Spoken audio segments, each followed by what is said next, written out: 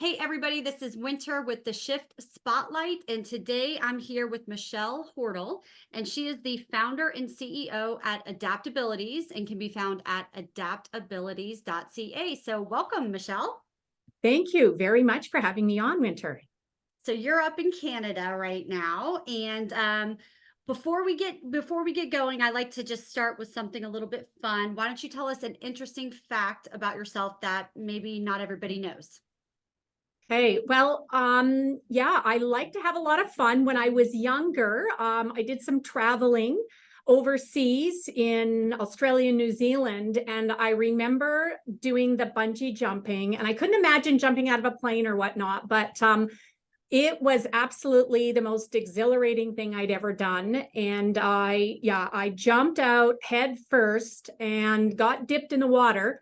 And it was so amazing. I ran back up and I said, "Can I do it again?" And Oh, wow. You went back for seconds? I went back for seconds. So yeah, that was a long time ago when I was 21. And it's in a VHS, and it's a little hard to share that. So it was great, though.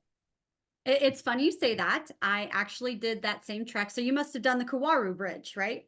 I did, yeah. At 43 meters, I did the same thing. I tried to get in the water. I didn't hit. And then afterwards, they said, well, sometimes you're too like small. There's not enough weight to hit it all the time. But I was like desperate to hit the water, but I didn't. But yeah, I would not have run up and I was so glad that I did it. I was so proud of myself. I was in my 40s. No, like late 30s, but I would not have run up and did it again. It's like one of those things where check, I have the video. I did it, not going back.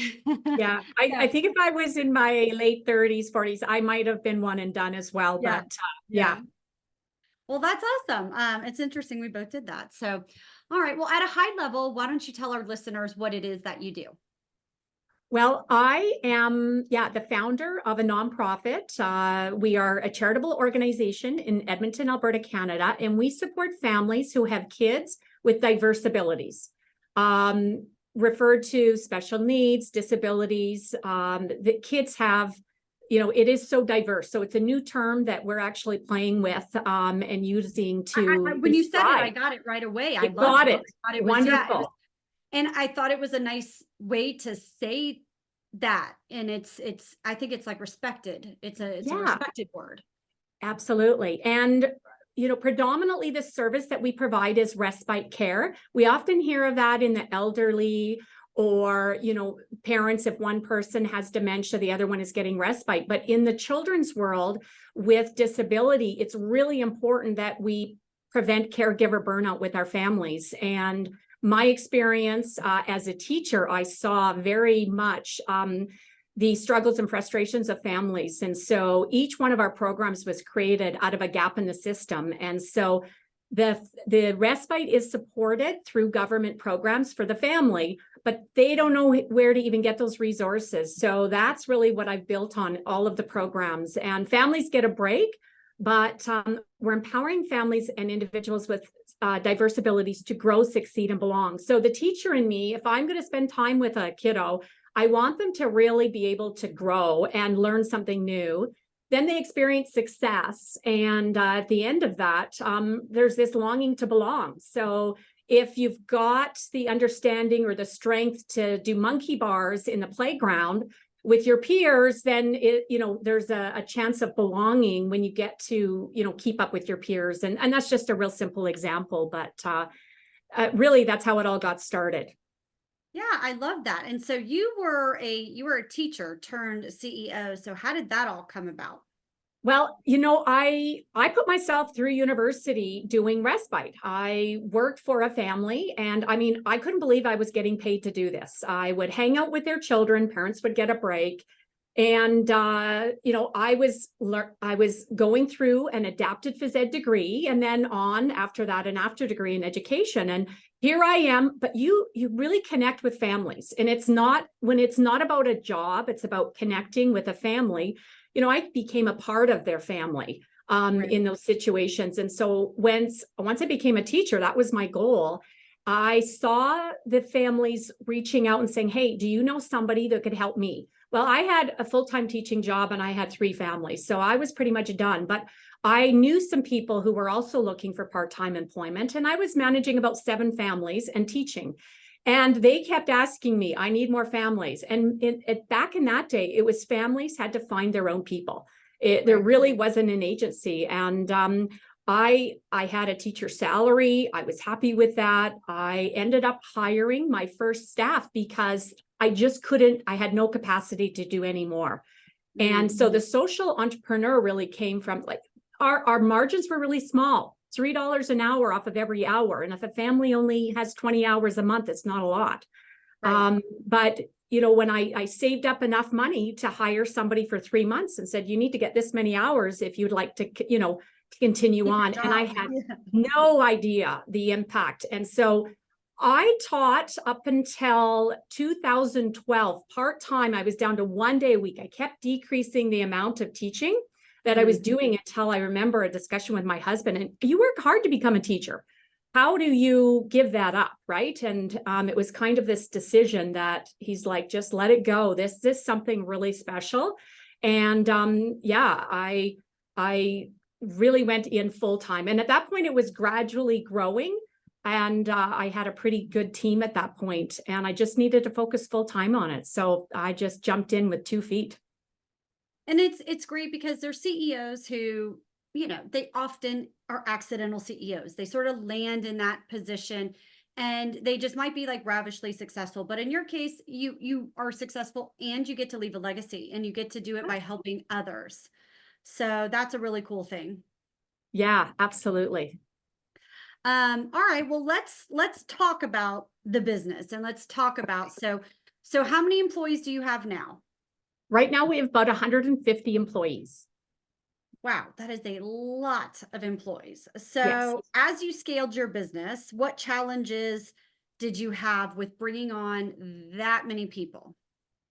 Well, yeah, it was much easier in the days when it was very small.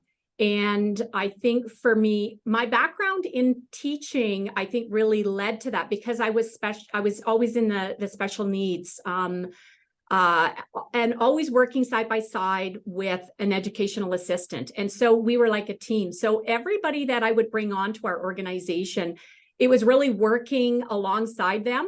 And I'm not going to, I mean, yes, it was tough because I knew that I might be able to do that a little bit better, a little bit faster, but the letting go piece was really, really important. And it was, you know, finding people who were passionate about the cause that I was the first thing, because I couldn't do it all. And so, you know, I remember where I was the person on the phone, the families wanted to talk to me. As a founder, they still sometimes want to talk to me. But being able to bring other people on board, I didn't grow this.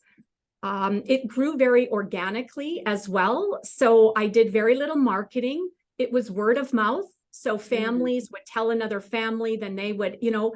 So, you know, in that regard, it was done, you know, thoughtfully, but with the right people. And yes, you found people that were, you know, attracted to the same cause as you were. How did you do that?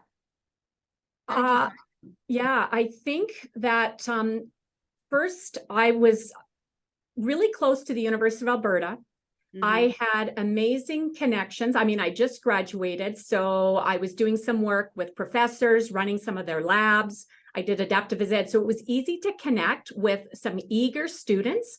I ran some programs on the weekends. So I had a lot of access to young, talented professionals who were completing their degrees. And finding staff in that regard was really quite easy back when I first got started. And I felt like I always got way more than, you know, what I had anticipated, because these were, you know, I remember getting a science student and I'm like, what are you here for? We're working with kids with diverse abilities. And they're like, I'm going to be a pediatrician one day.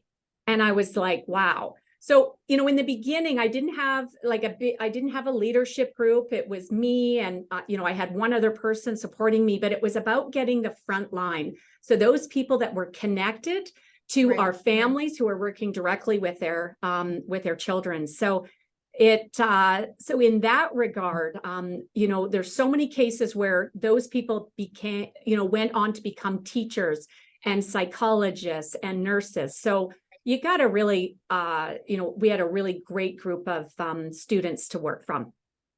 So then how many are on your leadership team out of those We 100? have, at this current point, there's 5 people on our leadership team. Okay. I have director of fund development and communications. I have she is a COO. She's got a finance background, so she's our she likes the F in the CFOO. So she was our corporate director of corporate services, and now yeah, really helping me with the operations. And I've got 2 people in programs that are really, that's the majority of what we do. So one person is directly responsible for the delivery of overseeing the delivery of our programs. And the other director is really the back end of how our technology works. We've got a customized database, and yeah, the automation of all of our processes and policies and whatnot. So kind of oversees that piece. So it's small but mighty, and yeah. Which is sometimes the best way, you know, that it works, and to each Yeah. their own in how they do it. So what is the vision for the company in the next, say, like 2 to 5 years? Where are you headed? Like what's new for you? Yeah, well, I would say this last year has been really, really exciting. You know, our children, with each year, they grow up, and then we have new programming when they're 20. So every year, more and more people turn 20.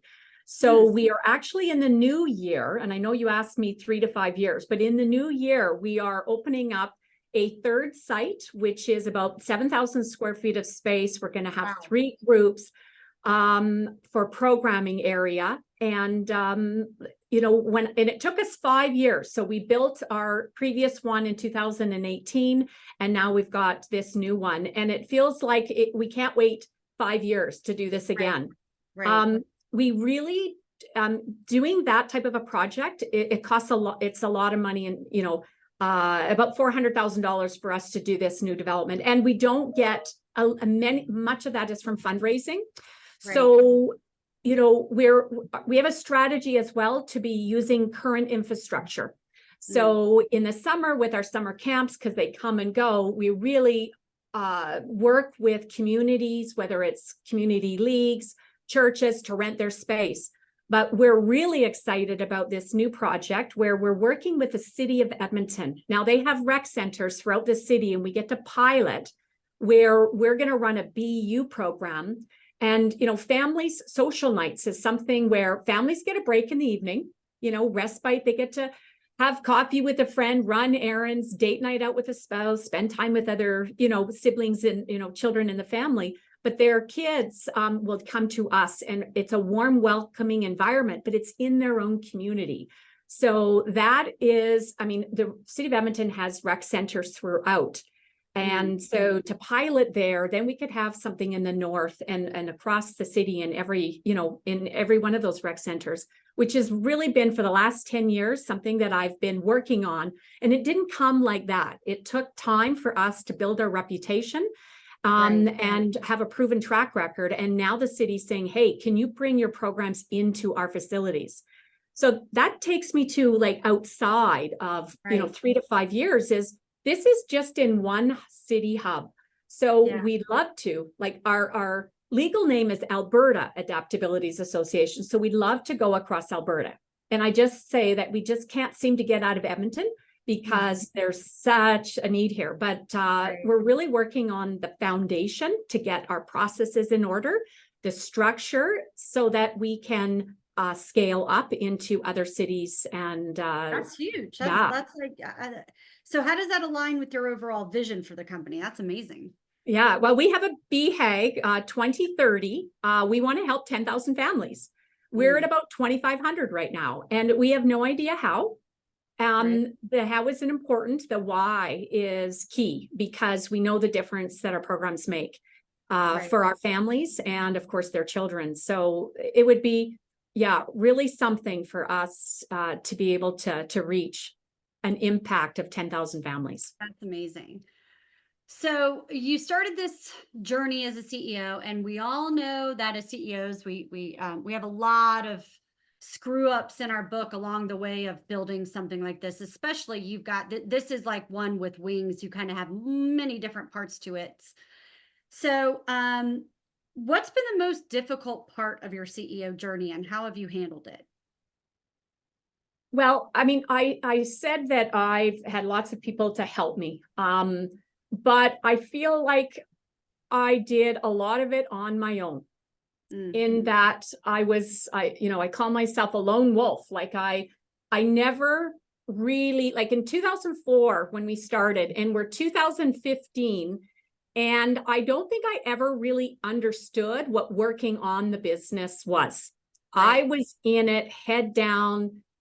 My head is in the sand, really. Yeah. And I got connected to Alberta Women Entrepreneurs, an organization that supports women who are entrepreneurs. I was the only one at the seat that was in the not-for-profit world. They were all for-profit businesses, but I needed to be there. I knew exactly what types of services, but I was overwhelmed. I almost reached a place of paralysis.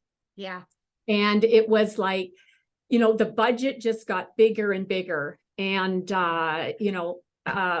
I felt like I wasn't smart enough. I felt like I needed to know more, and I The was imposter grappling. syndrome, Oh, where you're yes. running the company and you're like, well, like, who am I to do this? Yeah. And I'm like, I need an MBA, but I'm like, I don't have time for MBA. I had small children, and I was like, how do I fit that in? And it was just this place of, yeah, complete paralysis. But yet, and at that point, it was very, very, very overwhelming for me. So I think I wasn't developing myself in terms of learning. I was working inside it day in, day out, and it just was not sustainable. Yeah, yeah.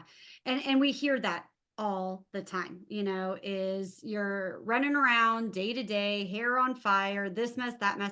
And sometimes, I've seen it where it's just so overwhelming that you end up doing something and you're literally doing it and you're like, why am I doing this? Like I know I should not be doing this Yeah. thing right now.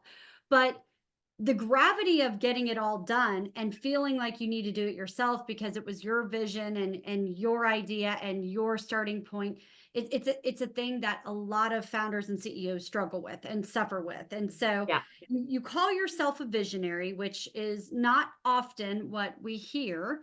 And so tell me about what's behind that, because that's where like a CEO and a founder should be. They should be the visionary. Actually, I tell Ken, my husband, all the time, like, babe, you need to go visionize, right? We call it visionizing, right? Like you Yeah. need to, go visionize, because he's really the visionary for what we do.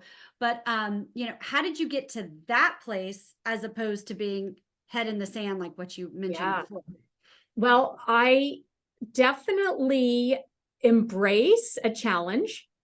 And when someone says you can't do that, I like to find a way. I believe I'm naturally talented at being able to see the end before we Mm, even get there. And it's like, yeah, we could do this, this, and this. I'm not necessarily so organized in putting all those pieces together. I like somebody to be able to help me out to do that. But in the beginning, I think that's why I was able to kind of, do both of them. But I remember two students came to me, and I'm teaching phys ed, and they're like, look, I really love to downhill ski. But when we went to the ski club, nobody talked to us. mm, And there was this feeling of loneliness. yeah, yeah, And, the vision is, what could this look like for these individuals, right? And so we created a social night. And that's, same type of thing when it was a summer camp. We have summer camps in the city of Edmonton. But when a family comes to me and it's 11 o'clock and, they're saying, my kid got kicked out of camp, what do I do? I'm a working family. So, we really got a niche of families who work. And what do you do? So that, we created our Hearts in Action camp. So I could hear those stories. I could create a vision of what that could be like for the families if they had reliable, care for their children where our staff knew them. And so I'm always looking at gaps in the system. I was married, and I thought it all had to do with when I was a teacher, but I'll tell you this quick story. I was married to a quadriplegic, and of course my background's adaptive phys ed. So you're in that circle of people who have disabilities, and, he was a wheelchair athlete. And so we got engaged, and then we were looking at purchasing a house. Now, just imagine, like, these are things that don't exist. There is no such thing as a wheelchair accessible show home. So we went looking, and back then I didn't have a digital camera. It was film, and that would take, 5 days to get it, so it would be me going in saying, this is what it looked like. What do you think? And I remember, and it was just like, this is a huge decision. And so naturally I had this idea, this is where the vision is. And maybe it's just like, I got 20 ideas and 2 of them are really good. But the idea was, we need someone to build us a home, and then we need to open it up. We need them to agree to open it up as a show home. There is nothing like this. And so in 1996, that's exactly what we did. We approached 3 builders. The first one said no, the second one said no, and the third one was a smaller builder and said, we'd love to. Now, of course, people got to put their products in the house. So it really was a win-win, because we got married and we had no house to live in, but it definitely was the first of its kind. And then from there, then others kind of catch on. And now you have show homes that are at least accessible on the main floor, right? So that's why I think, the visionary piece is that it's just seems to me something that I can just innately do, where I'm always looking at what could be. Right. I love that. I mean, that really is something that seems like it is ingrained in you, and then you've developed that muscle, and you don't need an MBA to be successful. Tony Robbins didn't finish high school. Some of the richest people I know, some of the smartest people I know, they didn't have MBAs. They just filled a gap, met a need, never gave up, was attached to their why, all of those things. So, I always say, when you're in a room of, and you never want to be the smartest person in a room, but when you're in a room of other people, there's always something you're better at, or something that only you know how to do really, really well. Yeah. So, it's just good to remind yourself of that. All right. So wrapping up, a few more questions here. So what are the top things impacting your specific industry right now? Like maybe some of the stigmas or the challenges of being a charity. And it could be something that's either, positive or negative. Yeah. I think in many industries right now, finding people to do this very important work is really difficult. I think that's definitely one of our top challenges, is we've got about 140 people sitting on our wait list. So we can't get to them. I think when you look at charities, the last 3 years, 2018 prior to 2020, we were at 4.2 million, 5.5 million, and 6.8. And I'm going to tell you, this is the biggest stigma. I did not have an accountant on my team because I didn't think I could afford it. Like we couldn't afford it because they get paid a lot of money. Yeah. And I had this, epiphany that, I just can't do that anymore. And I'm smart, but I am not specialized in, our accountant does a great job, but I need somebody on the floor. And we had a fabulous, really great finance manager, but we really needed to increase, our knowledge, subject matter, expert in that area. So I think that there is a stigma, even when it comes to supporters and donors, that people in the nonprofit world, we need to do more for less. And at the end of the day, we are solving some of life's most critical issues. And in order to do that, you need talent.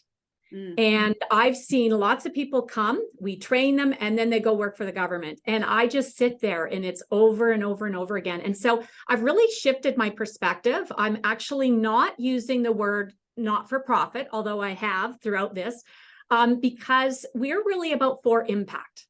And we actually need to make money. At the end of every year, I need to know that we've made money in order for us to grow and be sustainable. And I need to really attract top talent and Right. as well retain them. And in order to do that, we do need to be competitive. And we want to be an employer of choice. And so I feel like, yeah, I have to do things a little bit differently. And not everybody likes, that, perspective. But Dan Pilata is a great mentor to me and I'm gonna say, if I don't say it, his quote exactly, but I love it. Ever wonder why charities aren't changing the world the way we had hoped, the way we had hoped? It's because that's not what we asked them to do. We asked them to keep their overhead and salaries low. So guess what they did? And so, I've put money into retaining some really great leadership, and it's making a difference, and we're getting a lot of traction. Yeah, I love that. I think people think 501c3 and they think broke, or they think, you're not there to make money.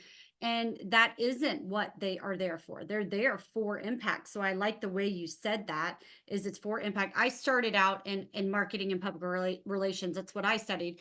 And I started out originally at the Miami Art Museum, which was a 501c3. And then I moved on to the Miami Children's Museum and I opened that as their marketing manager. So, I know what is behind the curtain there. I was in the marketing and public relations department, and I know that we had to go out and find the funds to make it happen. Yeah. And you don't get to make the impact unless you are successful, and it's okay to be successful. Because I also think there's this stigma that you shouldn't be successful because you're a charity, and that's not what anybody wants. So yeah, that's an interesting way to look at it. And I do think that by that shift in what you're doing in terms of putting that out to the labor force, that you could very well attract long-standing potential.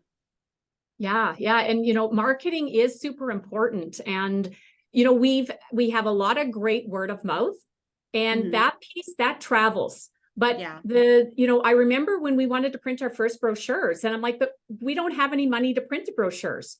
So I went to our three most loyal, vendors, our lawyer, our accountant, and our insurance. And I said, look, would you be willing to put your logo on the back of our brochure? And I never wanted to have to ask, but I really wasn't asking. They were so connected to what we do. And I'm, we're still working with those three companies to this day after 19 years.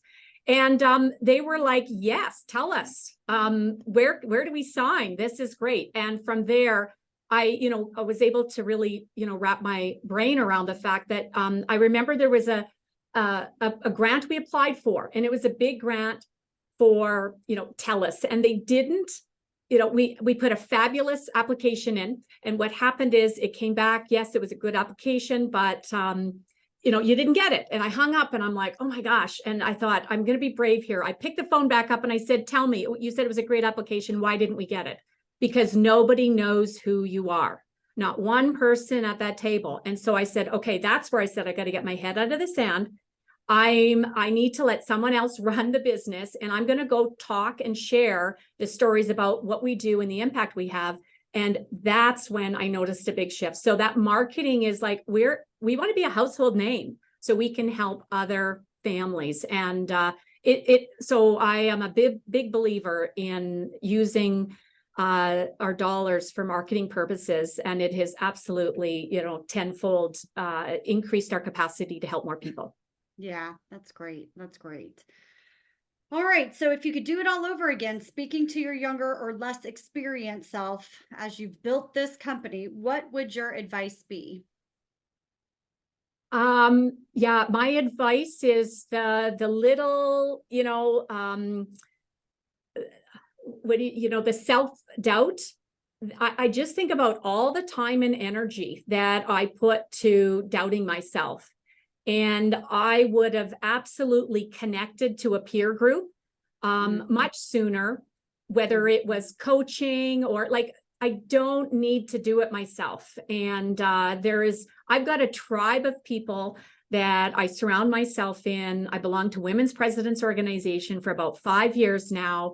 And it's the most amazing support. So when I have an issue, it might feel like a boulder to me, but someone else within our group is like, yeah, that's like a pebble, and they share their experience. Right. And then it's vice versa. And I remember showing up going, oh, what can I contribute? And they're like, wow, you have over 100 staff. So I was dealing with things that somebody over here hadn't. And so it really is this back and forth network of support where you don't feel alone, you feel completely supported. And so I think that would be, what I would say to myself back then.